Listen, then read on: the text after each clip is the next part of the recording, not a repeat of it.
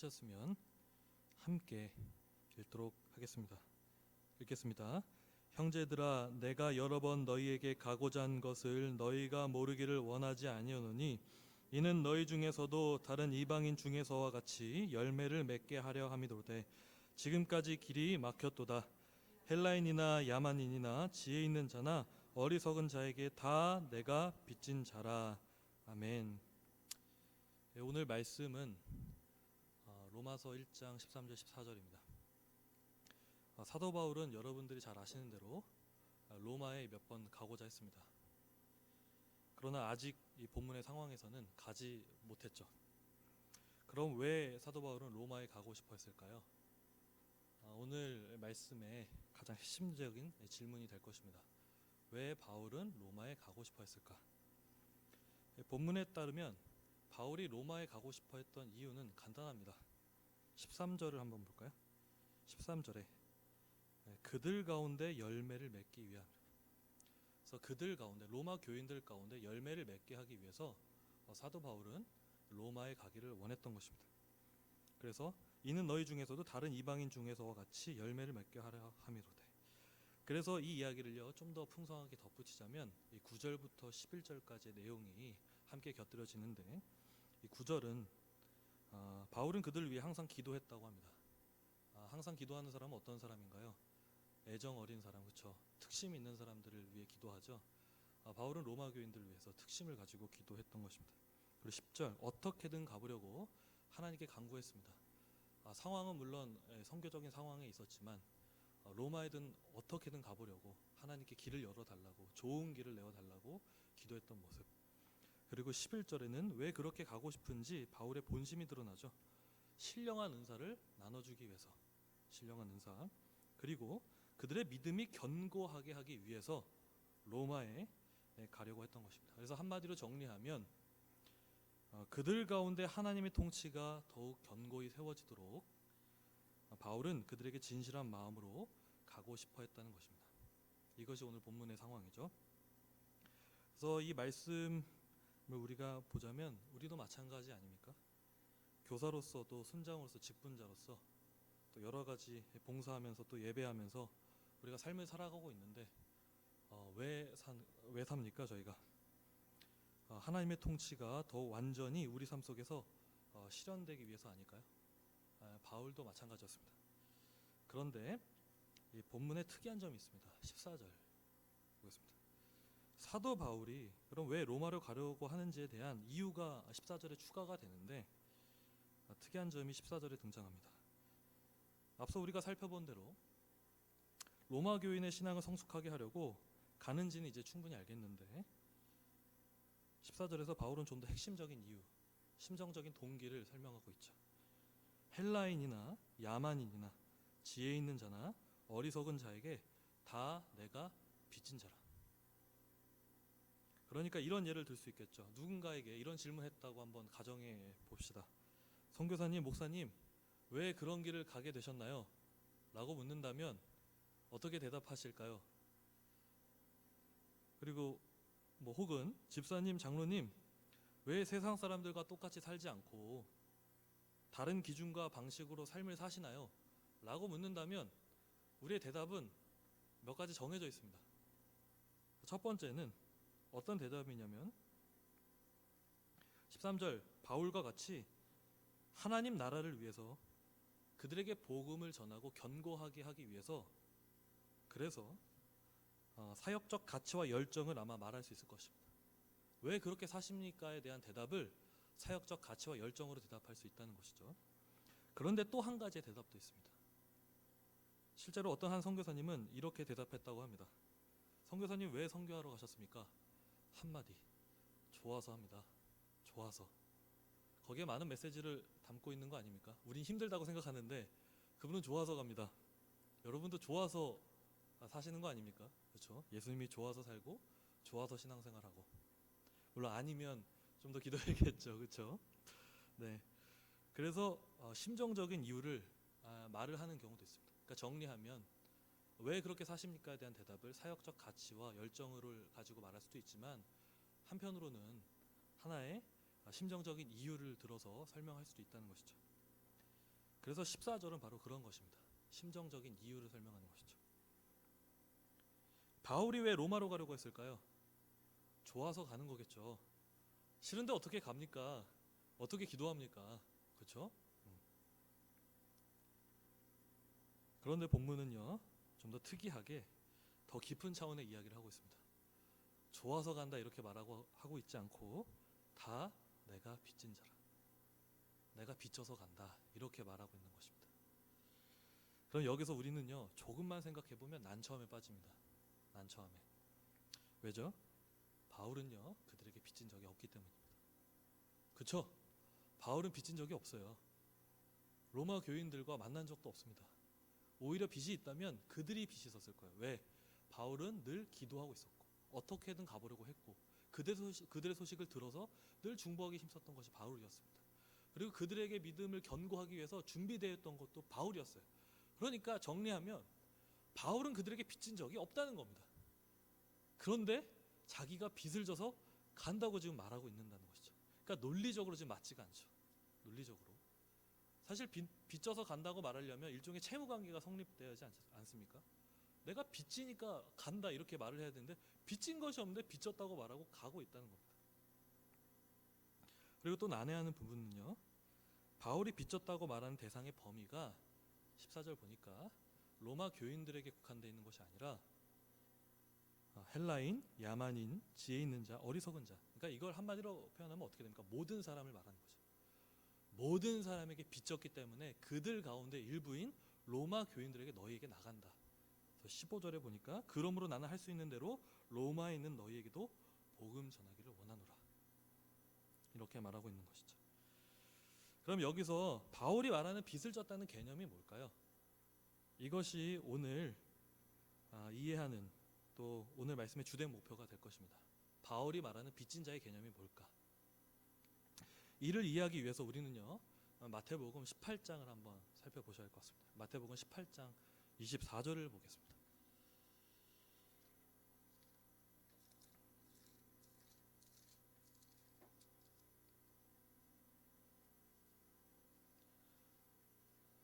마태복음 18장 24절부터 27절까지만 같이 읽도록 하겠습니다.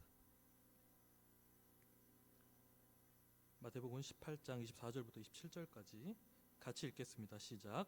결산할 때에 10,000달란트 빚진 자를 하나 데려오매 갚을 것이 없는지라 주인이 명하여 그 몸과 아내와 자식들과 모든 소유를 다 팔아 갚게 하라 하니 그 종이 엎드려 절하며 이르되 내게 참으소서 다 갚으리이다 하거늘 그 종의 주인이 불쌍히 여겨 놓아 보내며 그 빚을 탕감하여 주었더니. 여기까지입니다. 방금 읽은 본문에 따르면 누가 등장하죠? 10,000달란트 빚진 자가 등장합니다. 우린 교회를 오래 다녔기 때문에 이 내용을 잘 아실 거예요. 그렇죠? 다 아시지만 제가 한 번 더 설명을 해드리겠습니다. 그 빚을 진 자가 주인에게 10,000달란트의 빚을 갚지 못하고 있었죠. 그래서 이 10,000달란트 빚진 자가 할 수 있었던 일은 무엇입니까? 와서 꿇어 엎드려 절하면서 그렇죠, 갚겠다고 말하는 것밖에 없습니다. 근데 갚을 수 있을까요? 10,000달란트를? 네, 아마 갚을 수 없습니다. 왜 갚을 수 없냐면 여기서 10,000달란트는요, 금으로 된 달란트를 말합니다. 금으로. 그래서 금 1달란트는요, 은 1달란트 15배가 됩니다. 그럼 은 1달란트는 얼마 정도 규모가 되냐? 6천 드라크마가 됩니다. 6천 데나리온이라고도 말할 수 있겠네요. 그러면 데나리온 우리 잘 아시죠? 드라크마. 하루의 품삯을 말합니다. 그러니까 은 1달란트는 6,000일을 해야 벌 수 있는 돈입니다. 그러면 한 달에 하루에 얼마 버십니까? 이 말에 곤란하죠. 이제 7만 원 번다고 가정하겠습니다. 7만 원 못 벌 수도 있는데 7만 원 번다고 가정하면 그죠? 은 1달란트는 얼마일까요? 6,000을 곱해야 되니까 계산 나오시죠? 네. 안 나오죠, 그렇죠? 네. 근데 거기에 15배를 더해야 돼요. 금 1달란트는, 그렇죠? 그렇지 않나요? 그러면 저도 머리가 안 돌아가서 계산을 해보니까 금 1달란트는 63억이 나옵니다. 7만 원으로 계산하면. 그럼 금 10,000달란트는 얼마일까요? 자, 63 63조가 나옵니다. 금 10,000달란트는 얼마요? 63조. 자, 그래서 제가 이 사람에게 너무 가혹한 빚을 이렇게 주는 것 같아서 제가 좀 더 줄여보는 묘안을 하나 발견했습니다. 뭐냐면 이런 계산법도 있어요. 제가 오늘 11시 기준으로 금 1kg의 시세를 확인해 봤습니다. 왜냐하면 금 1달란트는요 33kg를 의미하거든요, 대충. 그래서 금 1kg가 얼마일까 봤더니 4,343만 8,740원이었습니다. 네. 그래서 3년 전에는 6,400만 원 했는데 좀 낮아졌더라고요. 그렇다고 금 사시면 안 되겠죠, 쉽게. 네. 또 사기가 어렵잖아요, 저희 형편에. 그렇죠?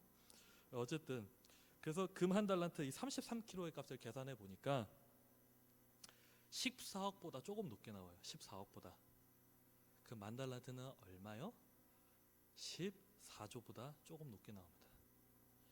자, 그럼 이제 이 방금 이 계산법에 의해서 63조가 14조로 줄어드는 은혜가 있었어요. 그러면 이 사람은 갚을 수 있을까요? 자, 여기 이제 14조 갖고 계시는 분 한번 손 들어 보시죠. 14조.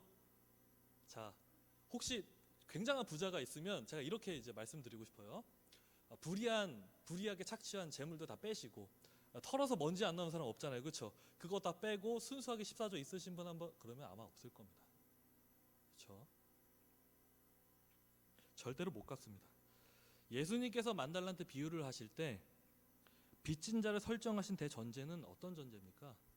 절대로 갚을 수 없는 전제죠. 절대로. 지금 여기서 14조의 빚을 갚을 수 있는 사람은 아무도 없습니다. 이 사람도 동시에 갚을 수 없는 겁니다. 그런데 우리 주인인 하나님은 어떻게 하십니까? 이 가운데 이 빚진 자를 어떻게 하세요? 탕감하여 주시죠.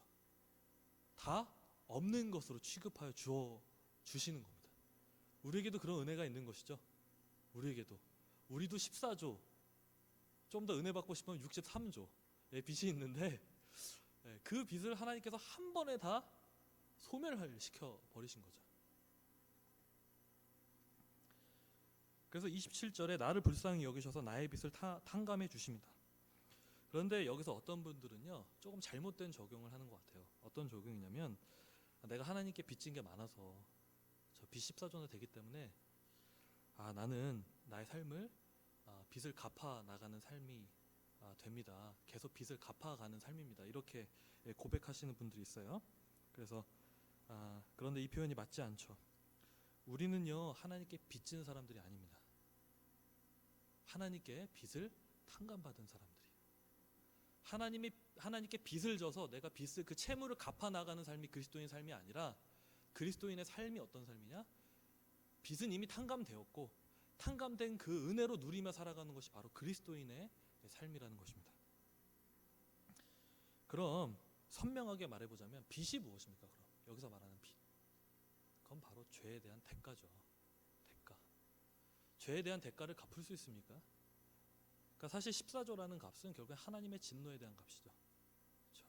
그러니까 우리 갚을 수가 없는 겁니다. 주님께서 그 엄청난 탕감을 다 하게 하시고, 그래서 우리를 어떻게 바꾸십니까? 신분상 의의 자녀로 변환시켜 주시는 거죠. 전환시켜 주시는 거죠. 그래서 우리는요 더 이상 빚진 자가 아니라는 겁니다. 빚진 자가. 그래서 빚을 탕감받은 자에게 마땅히 가슴속 깊이 있어야 할 하나가 있다면 무엇이겠습니까? 바로 은혜입니다. 은혜 그리고 은혜로 살아가는 삶. 그래서 죄에 대한 대가, 갚을 수 없는 채무의 빚을 하나님께 탕감받고 자녀가 된 사람들이기 때문에 우리는 응당 어떤 삶을 살아야겠습니까? 빚을 탕감받은 자처럼 살아야 한다는 것이죠. 그런데 마태복음 본문 이후에는요 그 탕감받은 자가 어떻게 삽니까? 한번 28절을 한번 읽어볼까요? 같이 읽겠습니다. 시작. 그 종이 나가서 자기에게 100데나리온 빚진 동료 한 사람을 만나 붙들어 목을 잡고 이르되 빚을 갚으라 하매. 자, 이 사람은 빚을 얼마 졌다고요? 그쵸, 100데나리온. 근데 원래 이 탕감받은 사람은 얼마의 빚을 탕감받았습니까? 만 달란트를. 100다나리온은 계산하면 700만 원이죠. 700만 원.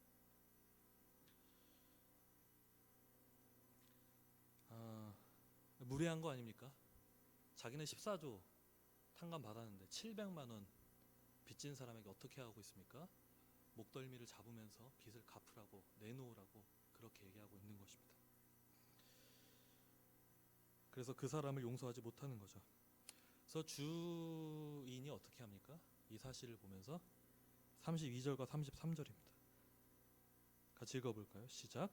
이에 주인이 그를 불러다가 말하되 악한 종아, 내가 빌기에 내가 내 빚을 전부 탕감하여 주었거늘 내가 너를 불쌍히 여김과 같이 너도 내 동료를 불쌍히 여김이 마땅하지 아니하냐 하고.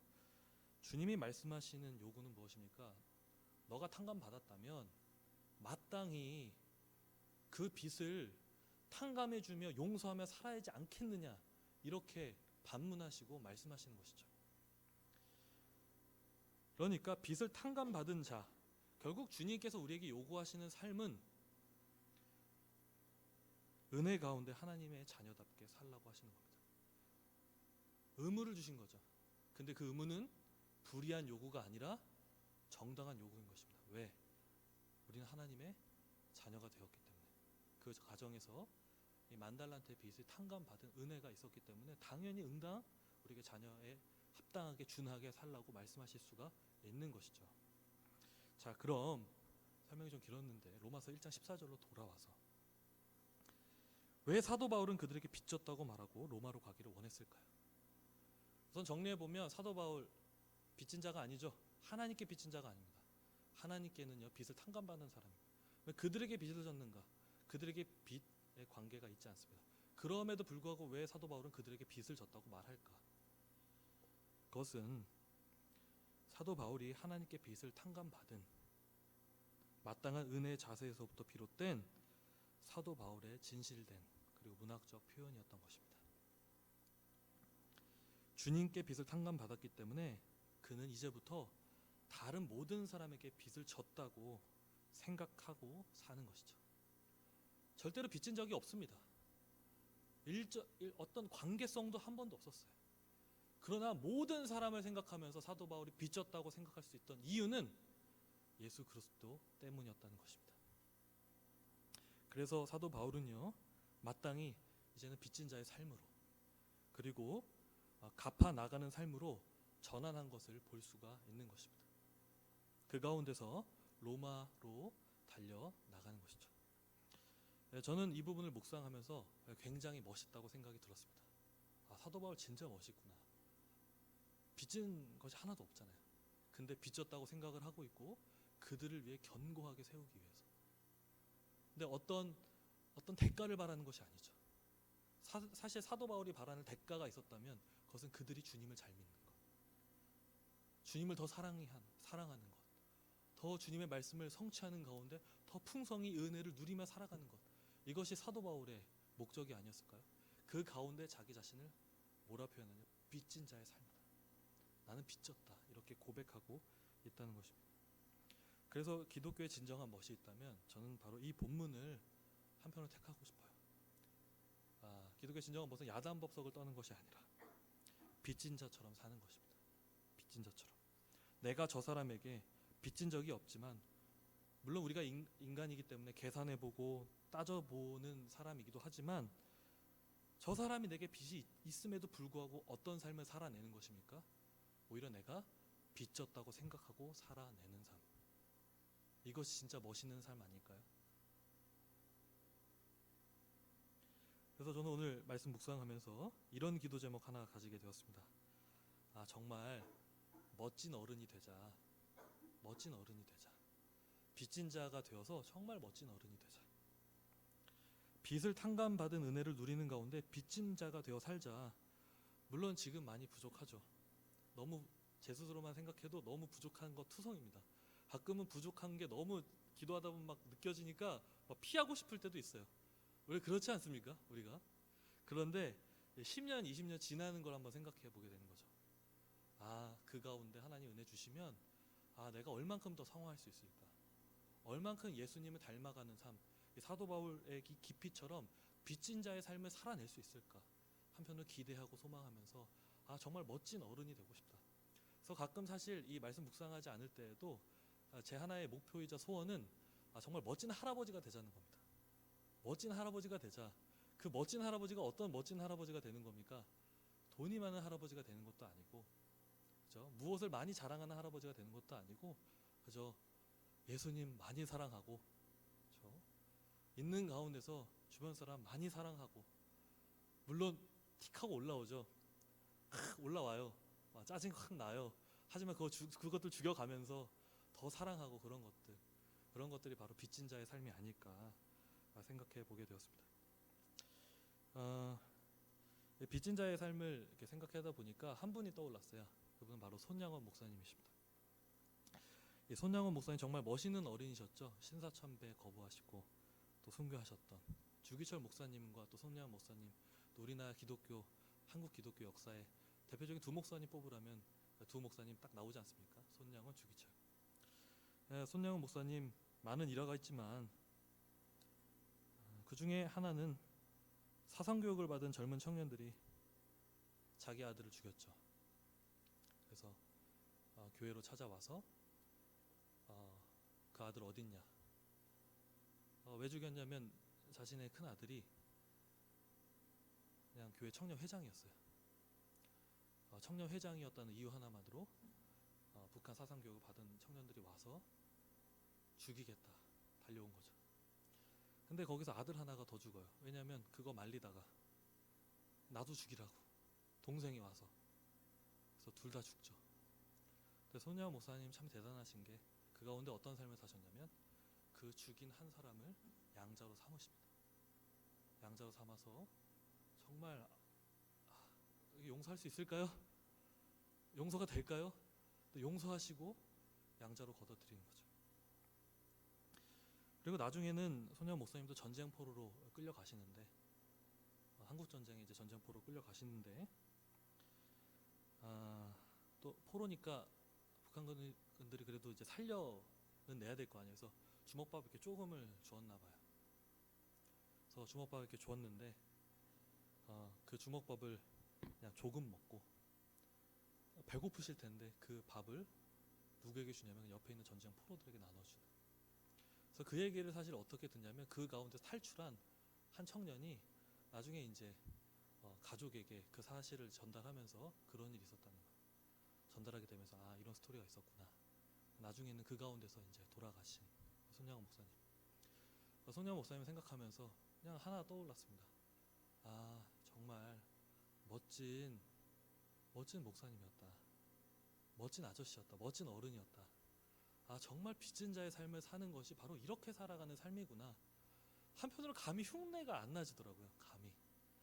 그런데 내가 동경하고 내가 따르고 내가 더 존경하고 내가 닮아갈 모습은 바로 그런 모습이 아닐까 라는 생각을 해보게 되었습니다. 물론 오늘날 적용한 상황은 많이 다르죠. 하지만 이 스토리 속에서 우리가 발견할 귀한 보배가 있다고 저는 생각합니다. 한 스토리만 더 얘기하고 말씀을 매듭지려고 합니다. 한 자매가 있었어요. 현재는 이제 호주에 이민을 갔는데 그 자매는 참 신실해서 결혼할 때 조건을 보지 않고 믿음 있는 것만 딱 하나 보고 자기 대학 선배와 결혼을 했습니다. 그래서 기독교 동아리 단체에서 만나서 결혼을 했어요. 그런데 알고 보니까 이 형제에게 어떤 스토리가 있었냐면 이복 형제가 있는 스토리가 있는 것이죠. 아버지가 누구냐 보니까 아버지가 박정희 대통령 시절 때 고위 간직이 있었던, 근데 나이가 들어서 나중에 이제 아버지를 추적해보고 살펴보니까, 그러니까 그 전까지는 관계가 아예 없었던 거죠. 아들과 그 남편과. 근데 살펴보니까 혼자 독방에서 홀로 외로이 신세를 지내고 있었던, 과거는 화려한 부귀와 영화를 누렸지만 이제는 아무것도 할 수 없는 그냥 빈 방에서 홀로 그냥 있는, 그래서 과거의 업적들을 자랑하면서 그렇게 사신 그런 노인이 되어버리신 그런 사실을 이 자매님이 듣고서, 이 집사님이 듣고서 무엇을 결심한? 복음을 전해야겠다.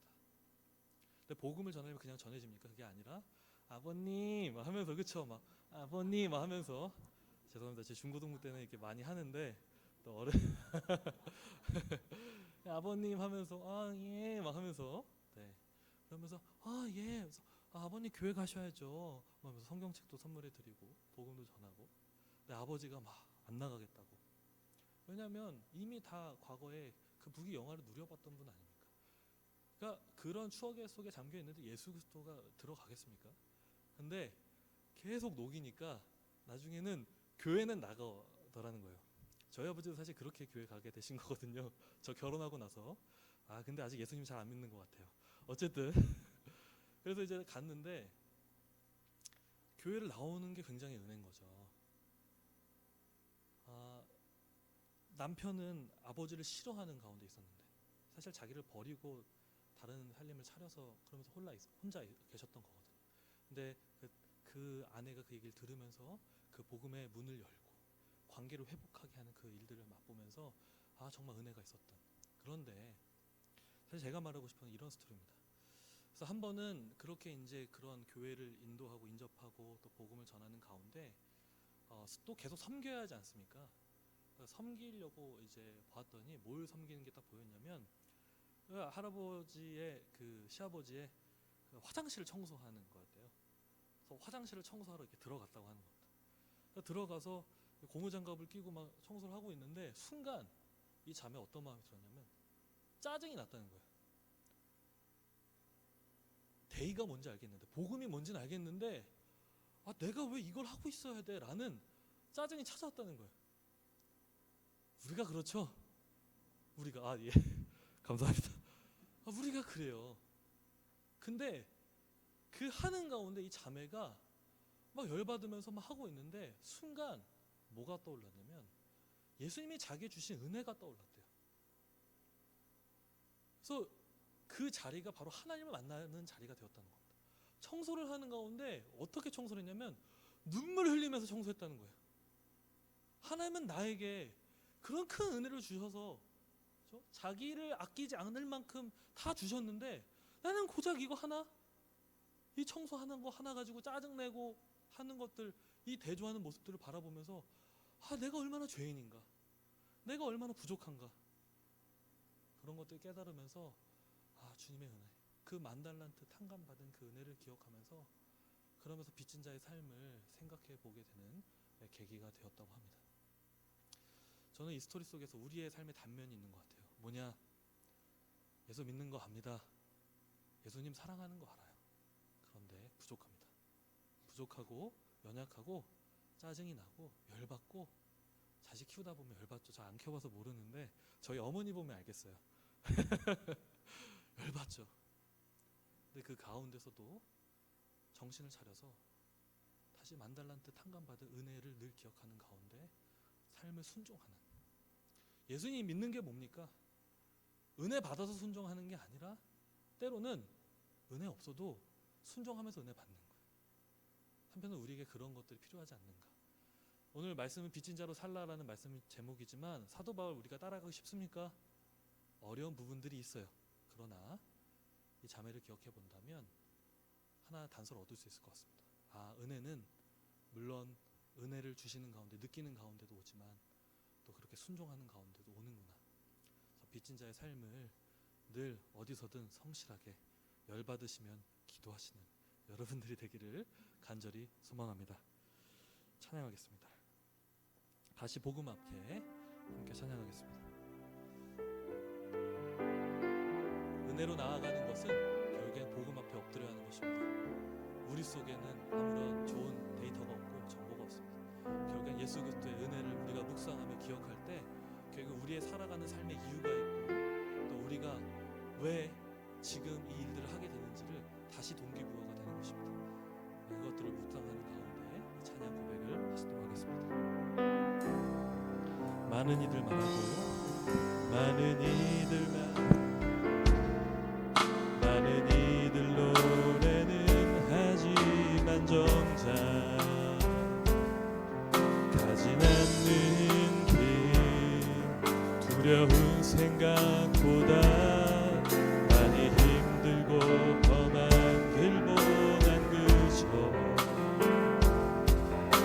길로만 가려기에 점점